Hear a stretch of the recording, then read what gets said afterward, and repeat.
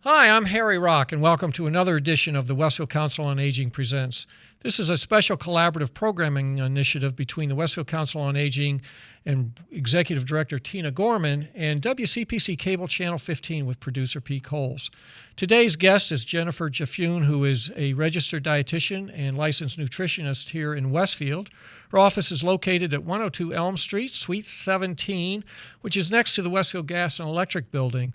She provides one-on-one nutritional counseling and has been a nutritionist and dietitian for over 33 years. She's lived in Westfield since 1992 when she moved here from Chicago. Welcome. And she currently handles phone and video telehealth concerns with patients on the phone. She is the moderator of the Sweet Relief Diabetes Support Group, which is housed at the Westfield Senior Center. And as she related to me, her personal mission in life is to help people. And I think that's just highly noteworthy, Jen. That's awesome. Today, we're going to be discussing nutrition and how to stay motivated to live a healthier life. So, Jen, the COVID has definitely changed people's lifestyles. We don't have the access to exercise that we once had. Nutrition has probably changed because we're afraid to go to the grocery stores. We don't eat in restaurants. We're concerned with takeout. Life has just definitely changed a lot with our everyday lives. So let's talk about nutrition and what are you seeing out there and what are the services that you provide? Well, that's a really big question. Yes, it is. Thank you, first of all, for having me. We're thrilled. I'm really pleased to be here. And even though we're having this global pandemic, we still have to think about our health in general. Yes. Because we're not just people trying to avoid getting COVID-19. We are people who maybe have blood pressure issues, cholesterol, diabetes, digestive issues, allergies. And what I'm finding is people have kind of forgotten about that. Right. Because we're so focused. Stay healthy, stay home, wear a mask, wash your hands, all good things. Right. But people have to remember that all of their conditions are still there. Right. So I'm finding that now that we've been in this long enough, people are starting to realize that it's not going to go away quickly. So now they have to start to think about the things they were already working on before COVID hit. Right. With the complication of sometimes not all the foods that are healthy are available. That's true. There are Right. shortages. I can't tell you how many times I've gone to the supermarket and there's no whole wheat flour or there's no brown rice or ingredients are just gone. Right. I do all the shopping in our family when I go to the big Y. I haven't found rice in 10 weeks. It's amazing to me. Well, and the for me personally, I used to go to one store, done, home. During the summer, I'd hit the farmer's market, but Sure. basically one store and home. Now I go to 4 stores in Wow. order to find what I want, and I Right. don't always find it.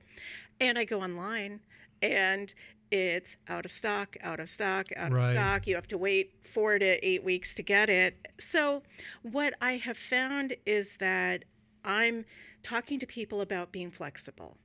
If you can't get brown rice, but you can get white rice is fine. You just do the next best thing. You portion control. If you can't get whole wheat bread and the only thing available is white bread, then you're going to have to buy the white bread. Or you find something else to eat that might be healthy. So instead of having a sandwich at lunch, maybe you have what I call a sit-down meal. So you have a little chicken, a little sweet potato, and some green beans. Okay.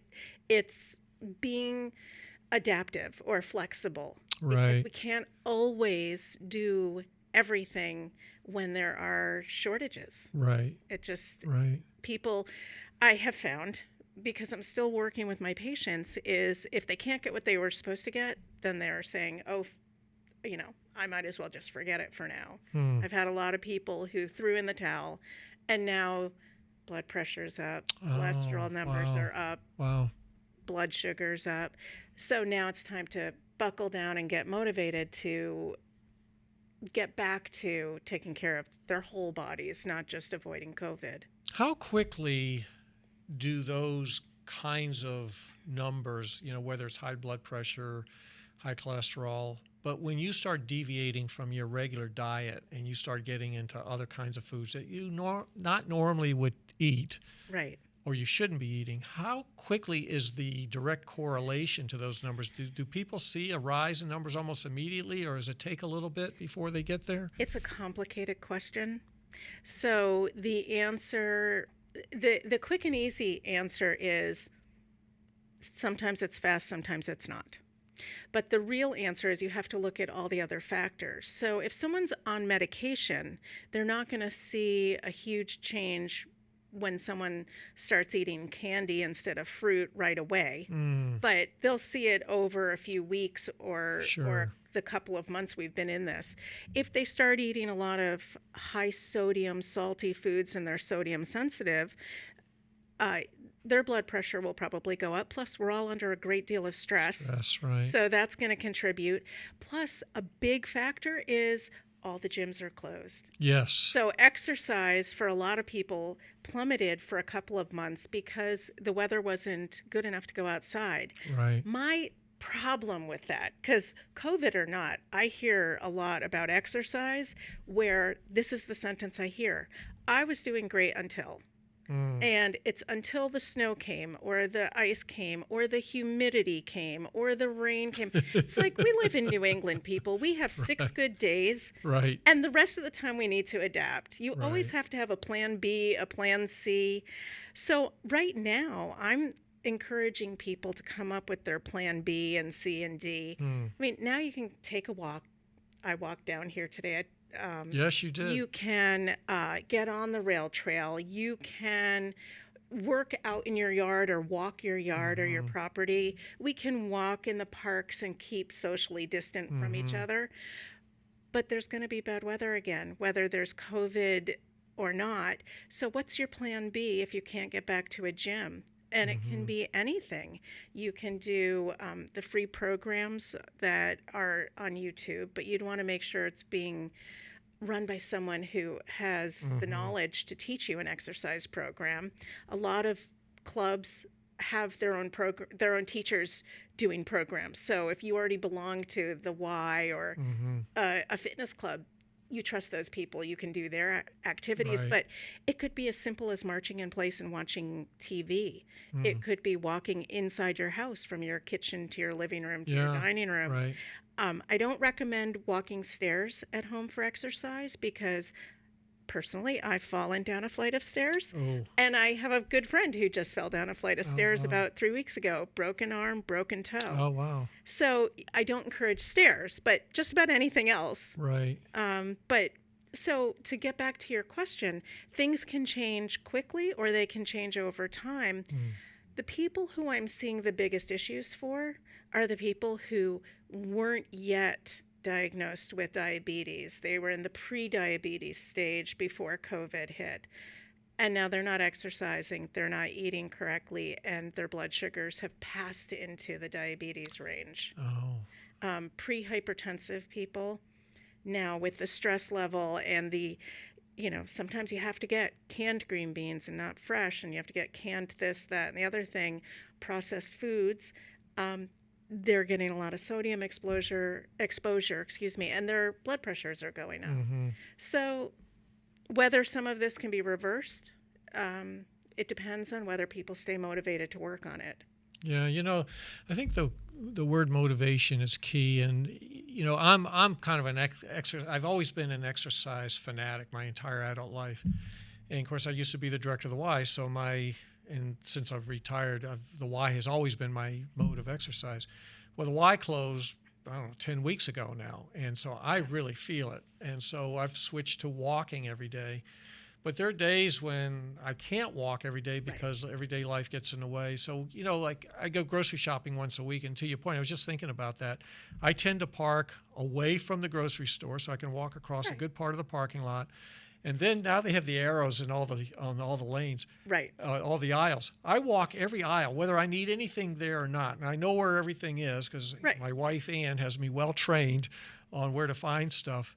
But I walk every aisle whether I need to or not, just because I say, you know what, I need the exercise. So it's good to be pushing the cart, which Right. I'm using my arms for, and I'm walking up and down just to increase your step count and just stay. But those Right. are easy ways, to your point, for people All to of still that stay counts. active no matter what. Right. Gardening helps. Yeah.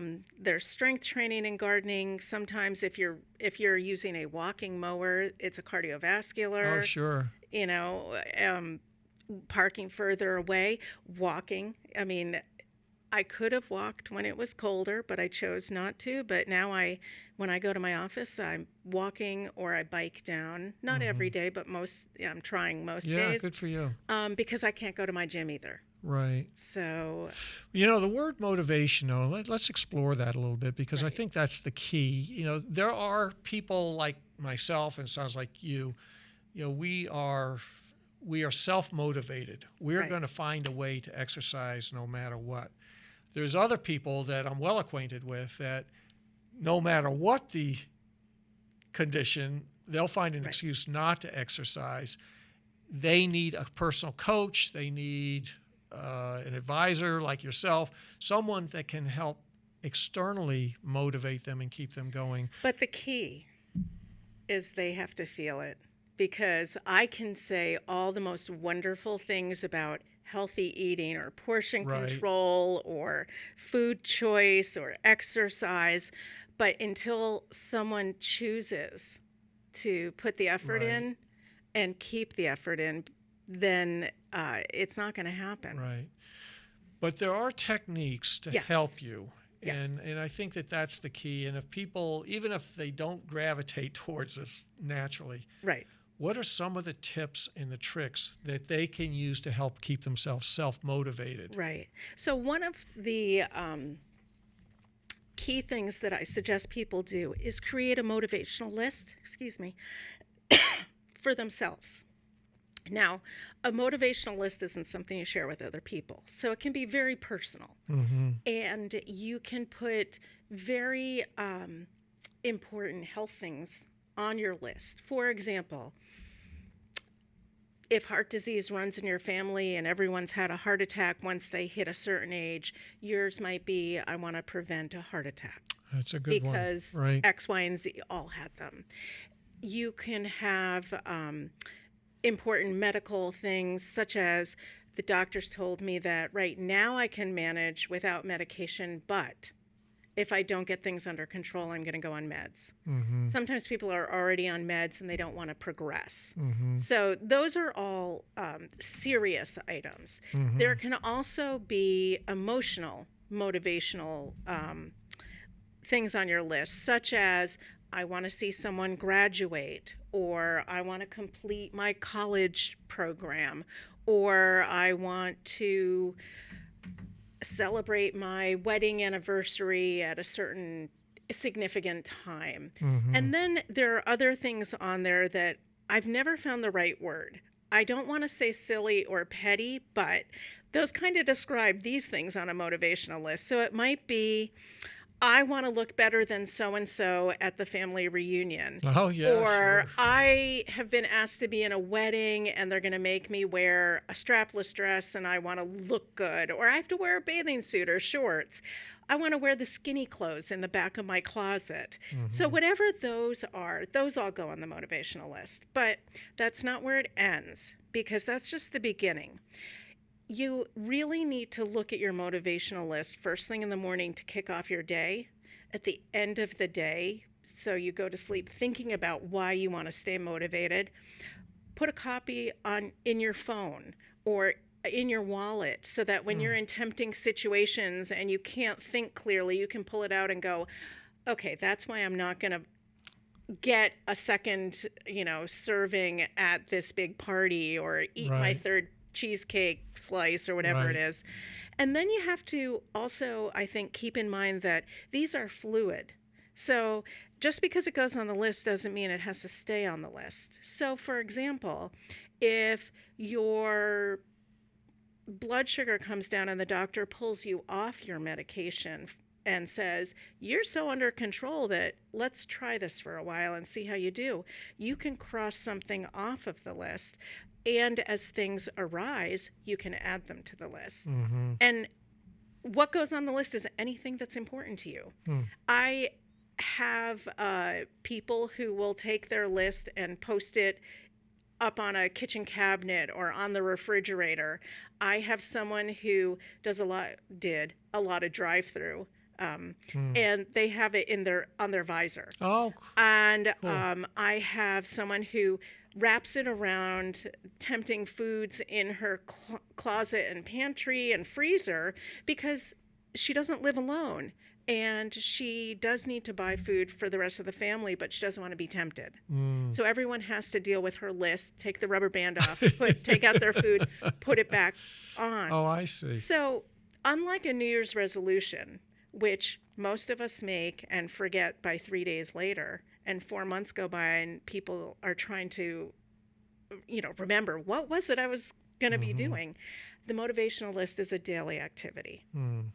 And it works for some people. It doesn't work for everyone, but I have other tips that I give people to stay motivated because really we're talking lifelong and it's hard to always stay motivated. Right. Yeah. One thing that I always suggest, and this would be perfect during COVID, is to set a daily goal. It could be really small right now because people are afraid, people are worried, life is a little different right now. It could be as simple as I'm going to drink 64 ounces of water today. Now, the thing about a goal is it has to be specific and measurable. I always suggest that people don't come up with vague goals like I'm going to be healthier today, because how do you put a check mark next to that and say, yes, I was healthier today? You need something measurable. Keeping that in mind, though, now is not the time to start an extreme anything because our stress levels are up. You don't want to put too much pressure on yourself. I always encourage people to set themselves up for success, not failure. So if you start out easy and then add to it, every day you can add a new goal. It doesn't mean that yesterday's goal doesn't still have to be done. So just because I drank 64 ounces of water yesterday doesn't mean I'm done with my water goal. That's a daily goal. But once I feel accomplished, like I don't even have to think about it, I'm just drinking You're just my water, automatically doing it. then maybe you add, I'm going to portion control how much rice I put on my plate at dinner because I always eat rice and I know I eat too much.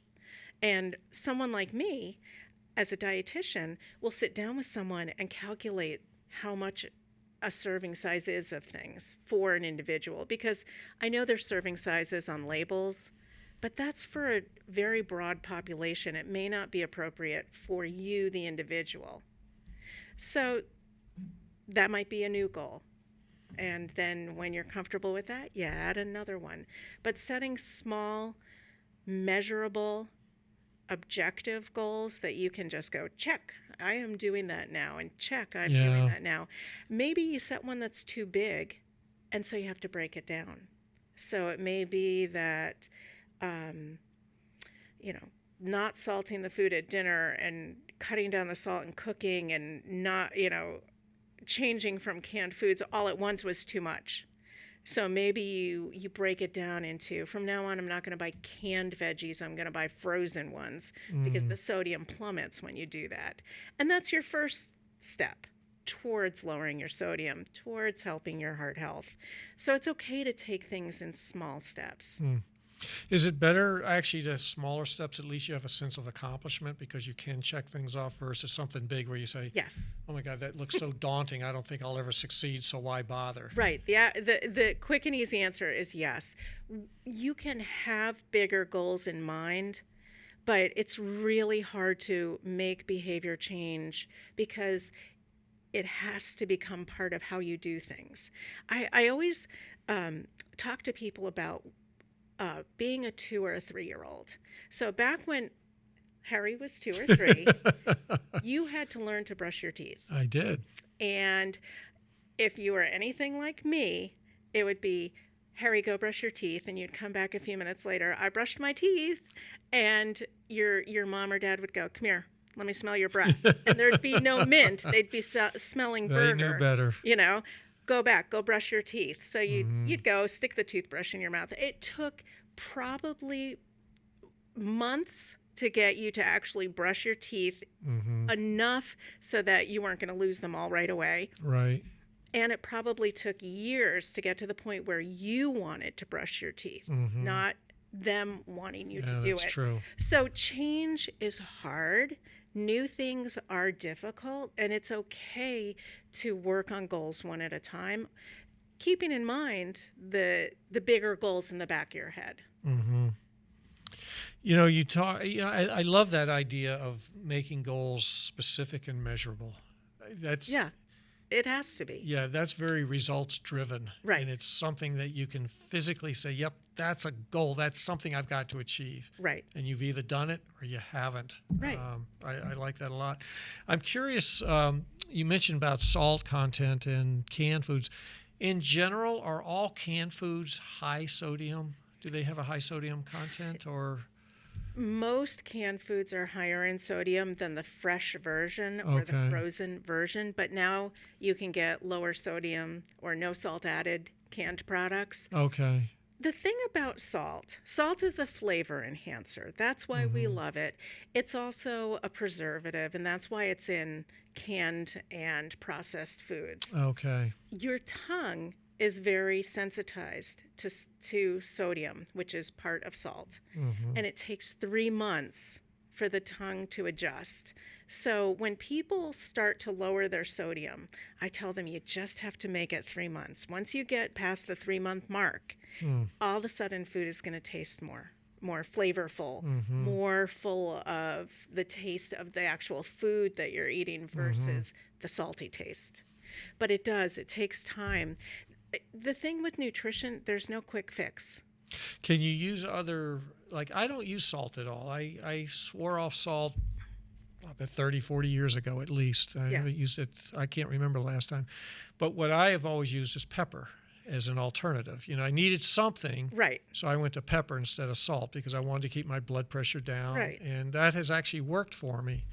So pepper is an excellent way to flavor foods. All the herbs and spices, basil, oregano, fennel, curry, so use anything. They don't have sodium in them. But there are herbs and spices out there that do have salt in them, which means their sodium content is high. So you have the choice at the store: garlic powder, garlic salt, onion powder, onion salt, lemon pepper, salt. So basically I tell people if the word salt is in the name, it's there. Look for an alternative. Okay. It doesn't, though, mean that you can't ever have salt. I do use some salt in cooking, but I really limit it, and there is no salt on the table at our house, basically. Right. So only half the population is sodium sensitive, and there's no test that says you are or I am or someone else is not. So when someone is trying to lower their blood pressure, everyone's given the instruction to follow a low sodium diet, which basically means fresh foods that you would buy mostly in the perimeter of the store. Nowadays, there are some that are in the aisles. For example, if you bought that plain white or brown rice, there's not going to be salt added to it. But if you buy the instant cups that you just pop in the microwave, they're ready to eat, the sodium content is significantly higher. You know, the grocery stores, and my wife and I really kind of gravitate because it's just simple. We're not spending a lot of time preparing foods, and then we don't have a lot of dishes to wash, and so much easier. But you go in the grocery stores, and they have so many prepared foods. You know, I love the prepared soups that Big Y does, you know, the chicken noodle in particular, and things like that. You could basically prepared food or even go to the restaurant for takeout. Right. In those kinds of situations, are they using a lot of salt typically? Yes. Oh, they absolutely. are. Okay. So there are things that people have to keep in mind. One is it's okay to like the taste of food.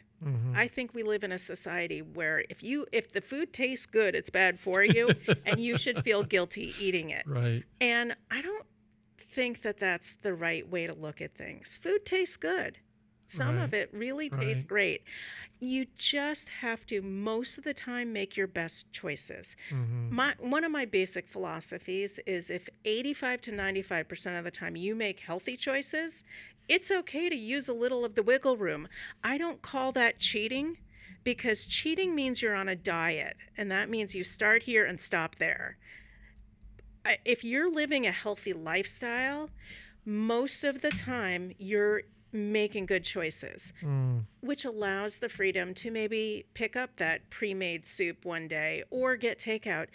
And in a global pandemic where businesses are suffering, we've been making sure that we do takeout once a week Mm. because we want to support our Yeah. local businesses. Right. And are we getting higher sodium, higher fat, probably higher carbs with those meals? Absolutely. Do they taste good? Absolutely. Do I feel guilty eating it? No, No. because, before I came here, I had a salad with veggies and those beautiful Washington cherries in it and Oh. arugula. I had half a homemade corn muffin. Oh, I wow. haven't had a protein yet because I didn't want it to get hot on my Right. walk down, but I had a great meal. So if I were to do takeout tonight, but it's not takeout night, but if I was to do it, I wouldn't feel bad at all Yeah, sure. because it's okay. That sounds like a great lunch. I think I'll come join you. Wow. It was really good. You mentioned earlier serving sizes, and I think that and portion control. That is that's a thing that I struggle with. I'm not a huge eater, but I'll eat everything that's put in front of me. And so how do you control those portions? Because that's really the key to everything, I think. Yeah, portion control is everything. I mean, you can basically eat your meal and not feel as though you've done something wrong if the right portions are there. But before I get to what those portions should be, you have to think about how long it takes your stomach to tell your brain that you're full. Yeah. And that takes 20 minutes. Really? So I encourage everyone Wow. to slow down. I mean, we've had to anyway because of COVID. We're all stuck at home most of the time. Slow down and take 20 minutes to eat. Whenever you have a meal or a snack, take 20 minutes or longer. Yes, your food might get cold, but we have these fantastic things nowadays called microwave ovens, or we have stoves, so you can always reheat things if it's taking too long. I'm one of those weird people that likes everything cold, so it never phases me if it takes me a long time to eat. But if you allow your stomach time to send the message to your brain, then you'll feel comfortable at the end of your meal without feeling as though you have to keep eating.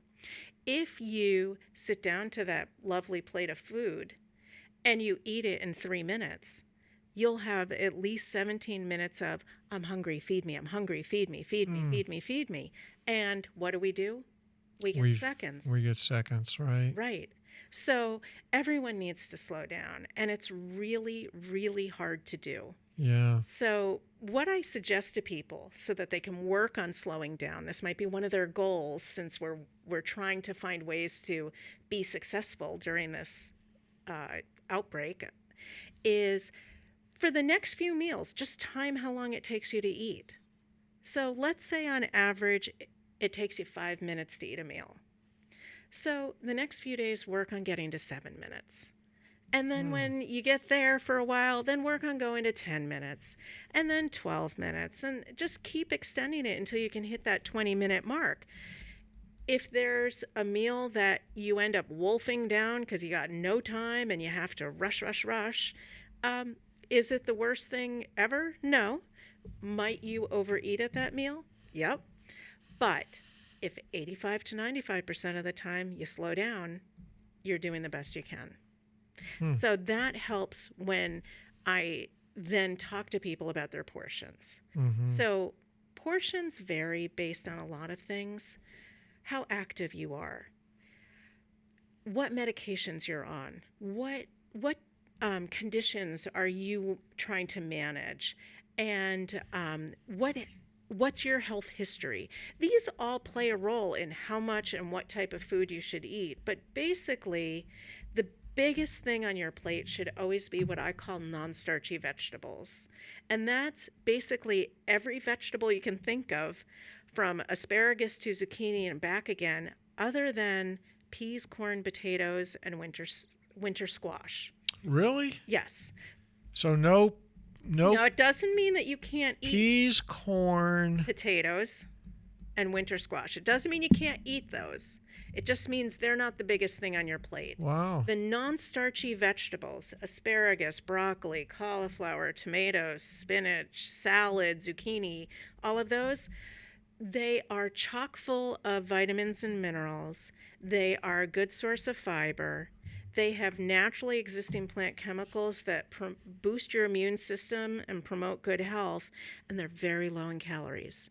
So up to half your plate could be these vegetables at lunch, at dinner. You could have them at breakfast, but in America, most of the time we don't. But that should be the biggest thing on your plate. And so if half your plate are non-starchy vegetables, that leaves half a plate. Okay. If you divide that other side into 2/4, there's a piece of protein, chicken, fish, turkey, beef, lamb, veal, and it's not stacked up to here. It's one piece, maybe the size of the palm of the hand. And Okay. there's something starchy, which, depending on your size, your activity level, your health conditions, is anywhere between a tennis ball and your fist. So there's your peas, your corn, potatoes, your winter squash, but it's also pasta, rice, bread. They're all allowed. It's just you have to pay attention to the portion. Yeah.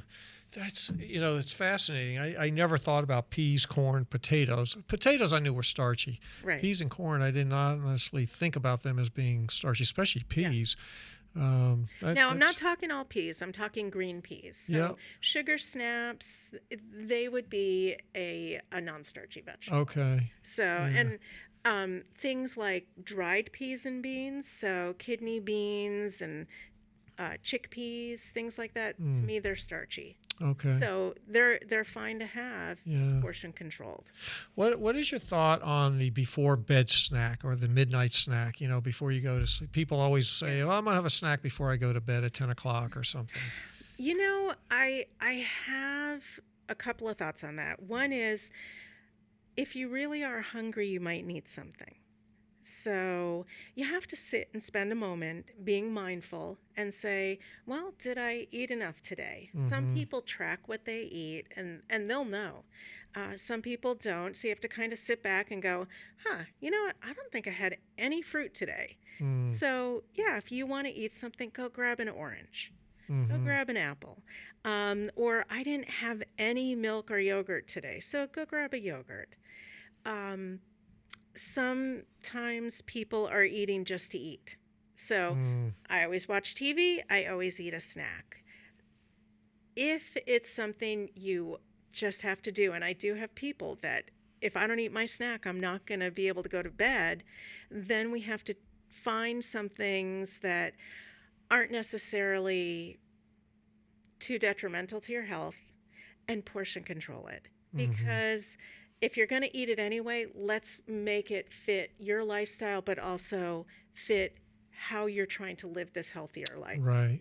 So, but I do have people who, the chips are out and the peanut butter crackers, and then come the Reese's peanut butter cups and the ice cream and there's like 18 snacks from 8 o'clock at night till 2 in the morning because they're up on their computers or playing games or watching TV. In that case, it may have nothing at all to do with anything other than it tastes good, so I want it. And in that case, it's going to work against you. So we have to kind of figure out ways to find distractions, make you more mindful, and slow it down. It's interesting. I find in the evening that if I'm sitting around, if Ann and I are watching a movie or watching television, that's when I notice my stomach. Yeah. And it says, Harry, I want a snack. And so I go find something.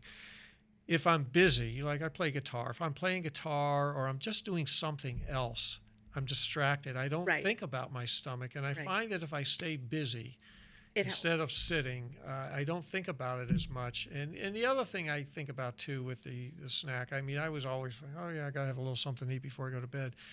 But I thought about it. I said, it's interesting that when I wake up, if I don't have a snack and I feel hungry, but I go to bed without it, Right. I don't feel hungry when I wake up. It's just my body is saying, well, why don't you? But you don't need it. Right. Middle of the night snacking, I That's discourage right. as much as possible. When I do there are people who are grazers. They'd rather graze at night. And so I do recommend people make a snack plate. And you make your snack plate first thing in the morning after you've eaten or after lunch. It has to be when you're not hungry at all. Okay. And on your snack plate, you put everything you're going to eat when you snack that day. Right. So it might be a couple of pieces of fruit. It might be a pile of veggies. It might be a handful of nuts. It might be a yogurt. And then I always suggest you put something on the plate that I call an other snack. So I hate to really call food junk food, so I call it other snack. And I tell people you can have what you want as long as it doesn't go over 100 calories. So the easiest thing to do is buy a 100-calorie snack pack and put one of those on the plate. And that plate is all you eat off of whenever you're hunting for something to snack on. And only one snack bag per snack plate, and no refills unless it's on those non-starchy vegetables. Okay. But sometimes people just need the food readily accessible when they're not able to think about it because they're so hungry. It's just right there. Right. And that way it's easier for people to hunt it, to hunt down something that wouldn't be so detrimental. Right. That's interesting. Are there any other tips that you can share with people about how to help themselves stay motivated? So what are some other ideas? A couple of them. One is to call in the cavalry. So the cavalry is your support system. Now, there's a very specific thing, though, to make this successful. And there's a lot of ways to make this detrimental. So if I want your help because I'm eating M&Ms every day, packages and packages of M&Ms, I have to tell you specifically how you can help me. So I don't want you leaning over me going, are you supposed to be eating that? Didn't you already have some of that? Right. I thought you said you were working. Yeah, that's just going to make me angry and eat more.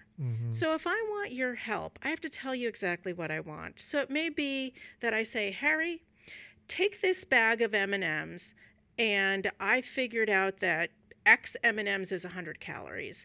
Once a day, when I ask you, give me my 100 calories of M&Ms, and then take them away because I can't control myself around that bag. And that's the only thing I'd like you to do for me. Nothing else. I've got everything else covered. So you know specifically what to do to help me because really most of us just want to help each other. And we've made an agreement about what it is that you're going to do. It's very measurable, and I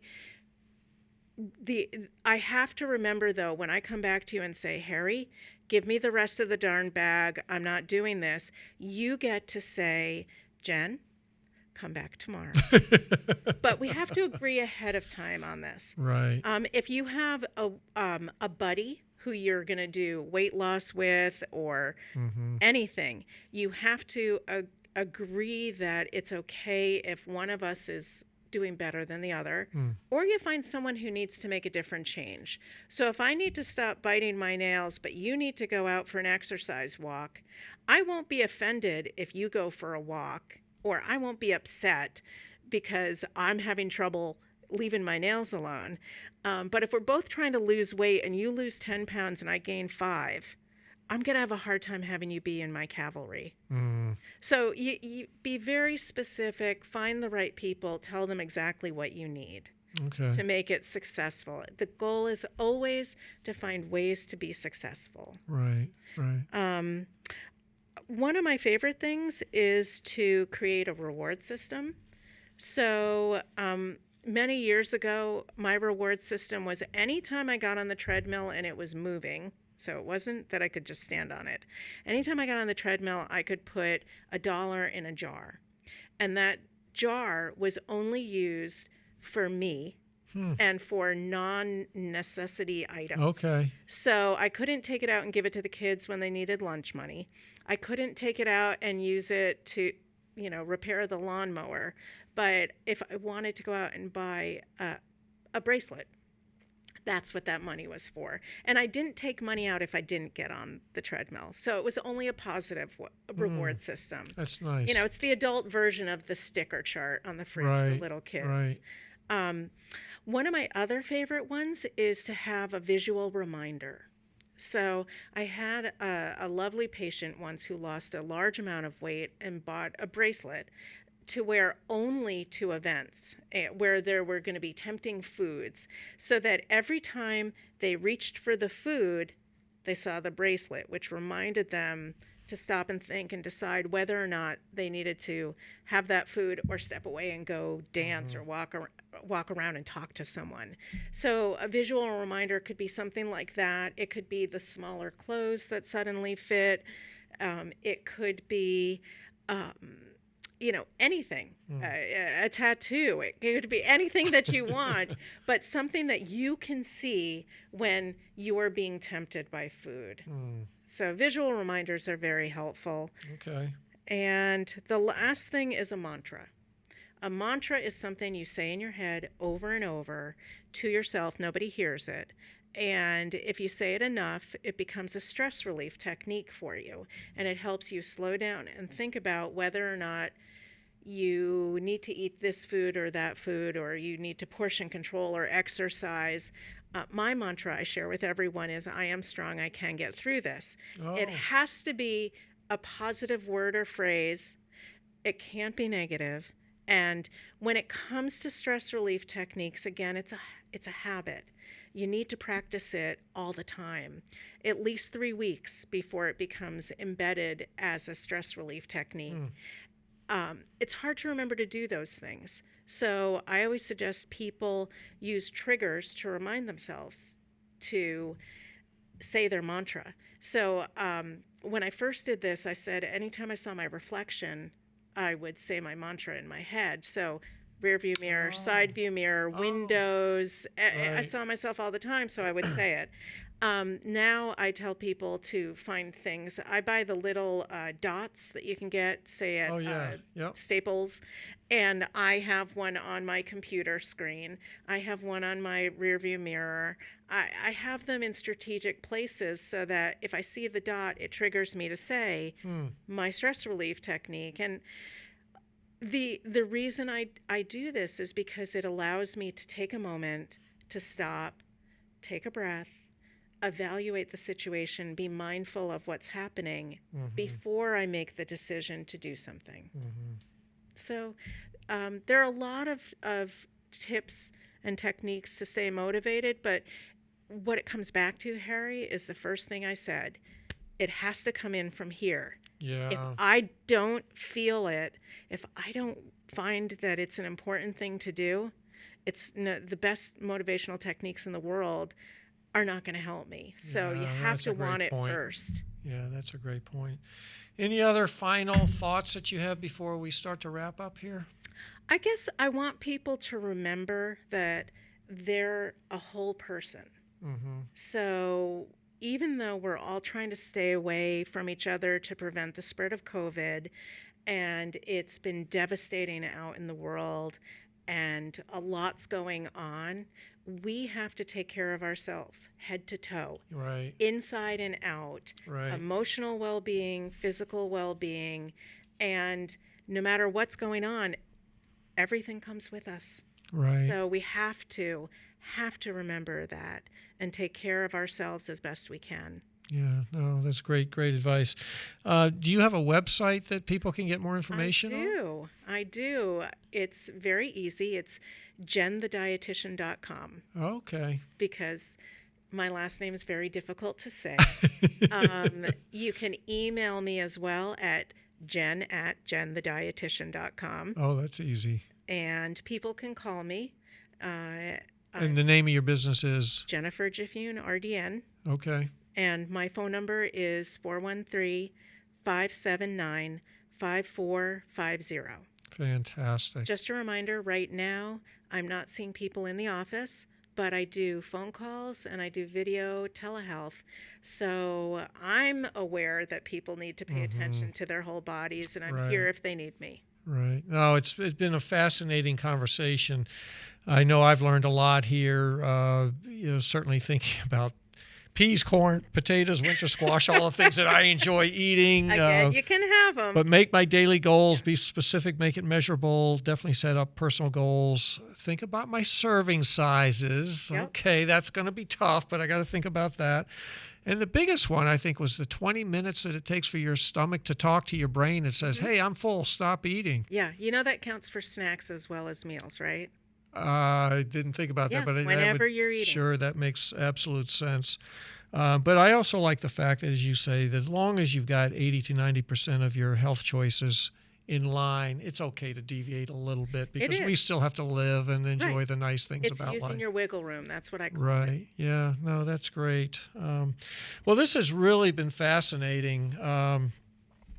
Jen Giffune, registered dietitian and licensed nutritionist here in Westfield, located at 102 Elm Street, Suite 17, which is next to the Westfield Gas and Electric on Elm Street. Jen, thanks so much for coming in. Really enjoyed having you. And seniors, you can probably see her at the Senior Center when that really gets going again. She is the moderator for the Sweet Relief Diabetes Support Group, so you'll see her there on a regular basis. But Jen, just want to say thank you. Along with our producer, Pete Coles, I am your host. Have a wonderful day. Thanks for tuning in to the Westfield Council on Aging Presents.